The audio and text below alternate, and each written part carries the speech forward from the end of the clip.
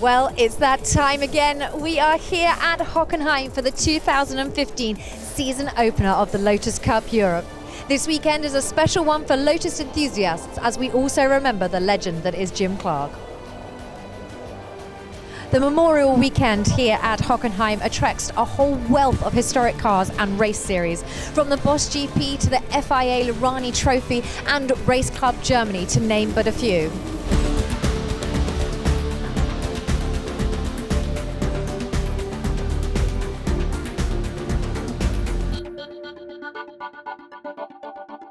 Hockenheim circuit is legendary and one of the favourites for our drivers in the calendar. Although the forest is now abandoned and the circuit shortened, the challenges are still ever present. So let's go and find out from our drivers how they're feeling ahead of round one. It's going to be a nice season. I'm changing the car, so I'm running production this year. I was running 211 last year, lots of problem. So I'm really excited about this, and I hope the car's going to keep together, and driving it is more fun than the old one, so I'm really excited. Looking forward to this season. I feel as I'm getting quicker, and I'm hoping for some podiums this year. I ran in the Cup UK for the last 2 years, decided to do Europe this year, and come out to Hockenheime, wonderful circuit. Looking forward to the season. It's great to be back. I raced here in Cup Europe from when Paul started, I think it was 2009.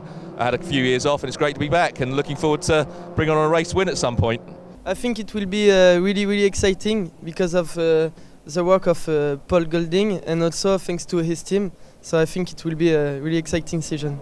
As the cars take to the grid for the first time this season, the Lotus Cup Europe cars are ready to take on the first race.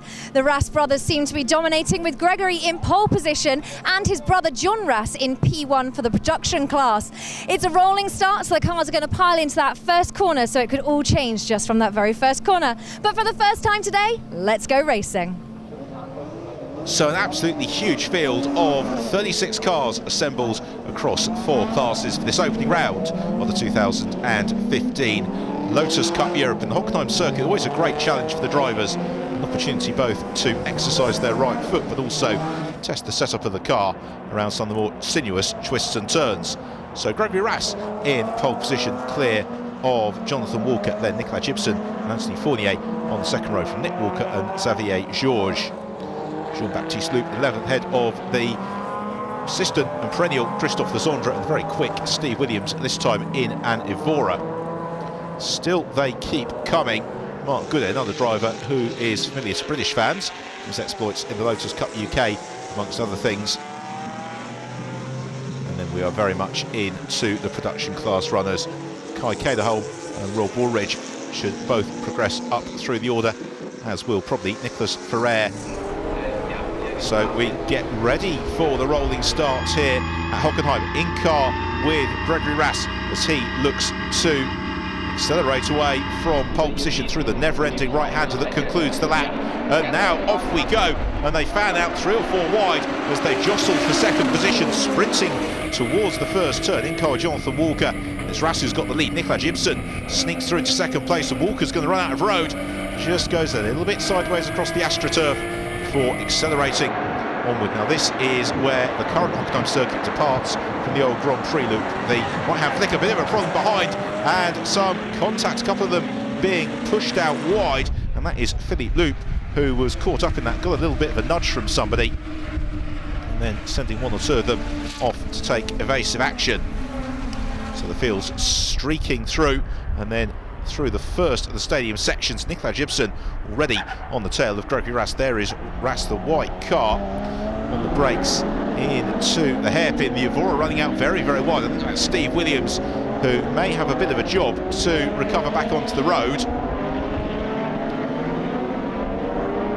as we have got them all just filtering through.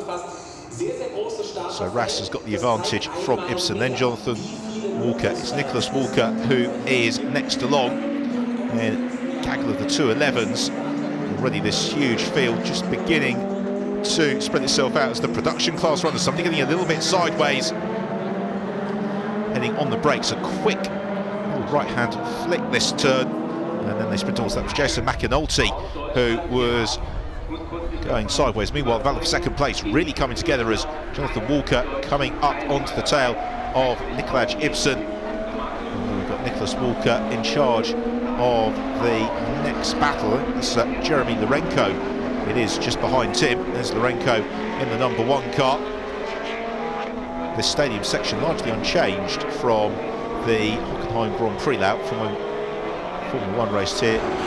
Such popularity, particularly through the late 70s and into the 80s. So Ras leads the way through the first turn.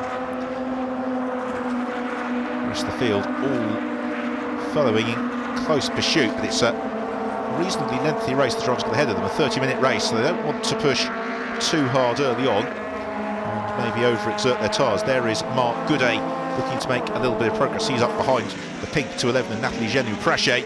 In fact, Genou-Prachet in turn looking to challenge and possibly find the way through. That's Phil Capstick. She looks to challenge into turn. Meanwhile, Jason McAnulty continues to prevail towards the front of the production class. He's got Thierry Edouard in the 71 car, just trying to pick his way up through the order. Meanwhile, out front we've got the Evora GT4, then a train of the magnificent Exige V6 Copars. Oh, and a spin behind, and that's Thierry Verheest who has the moment. Rear of the car breaks traction at the hairpin. Thierry gets back on his way.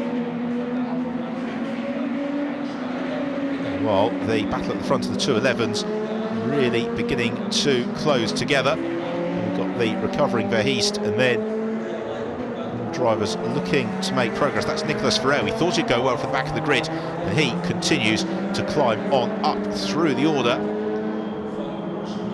Here is a replay, meanwhile, of a gravelly moment for Tamas Vizin. Tamas may get out of there because the gravel didn't seem to be too deeply packed.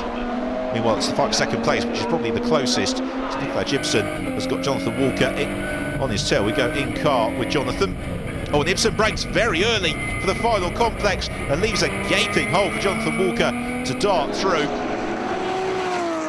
I'm not sure whether that was a deliberate tactic from Ibsen, maybe to let Jonathan Walker make some of the running and see if he can come back at Gregory Ras.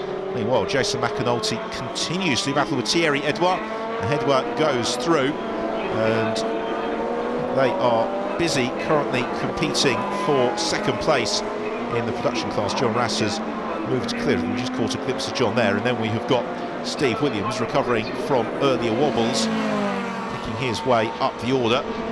Williams in the new for him Lotus Evora GT4, having raced with such success, of course, previously in the Lotus 211, amongst other things.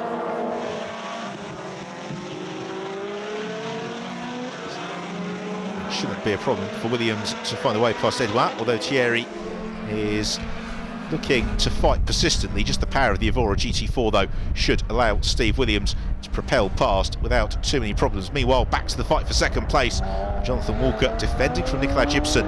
Now that may give Nicholas Walker the opportunity to close in. Gibson looks to draw alongside Walker as they come out of the hairpin, but he can't quite make the move stick as they sprint onward. Meanwhile, we've got a challenge a little bit further behind that. Xavier Georges side by side with Jeremy Lorenko. And Xavier Georges, the sky blue and orange machine, who moves up ahead of the not dissimilar Exige V6 Copar of Jeremy Lorenko.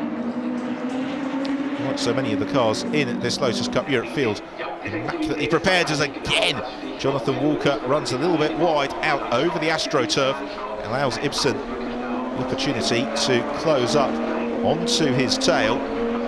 Ibsen, the metallic silver car with the red wheels, Walker, the white car with the black roof. So they are about to reel off another lap, and all the while though Gregory Ras continues to build his advantage at the front of the field, and probably the interest behind is the train of Exige V6 cars. Then we've got the battle for the lead of the 211s. That looks like Christophe Lezondre, who is out front in the 211 tussle, and then looking to try and make a little bit of progress. That's John Packer, who gains the place on Jean-Baptiste Loop as they head on towards the hairpin.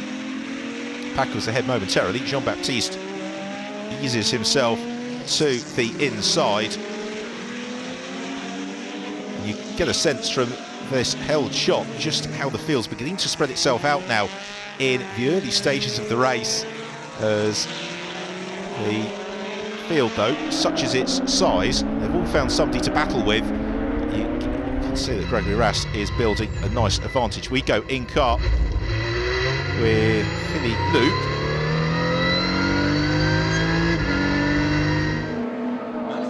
And he is busy battling with John Packer and Jean-Baptiste Loop. Packer, the black 211, in the middle of the sandwich as they head through this first stadium section, then very quick on down the what sometimes used as a drag strip towards the other stadium section. Meanwhile, out to the gravel trap and recovering well, Thomas Vizin. So the Hungarian driver clearly suffering no ill effects from that spin earlier on. Meanwhile, again, John Walker living dangerously, and then Nicholas Walker does the job with a little bit more aplomb across the gravel trap. He bounces and bumps his way back onto the road, loss of a place or so. The AstroTurf is very slippery. It's laid there for a reason. It punishes the drivers who run wide, but at the same time doesn't necessarily end their race. Philippe Loop picks his way through the dust cloud on the brakes into there, but you can see the large crowd assembled. The Jim Clark Revival meeting on the highlights of the German motorsport calendar as a problem for Mark Goudet.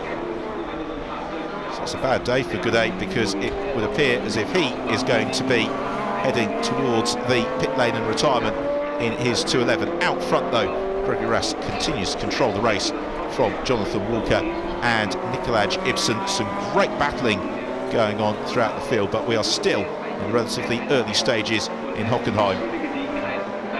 Mark Goudet pulls into the pits. We'll take a short break. Join us in a couple of moments' time as the action continues.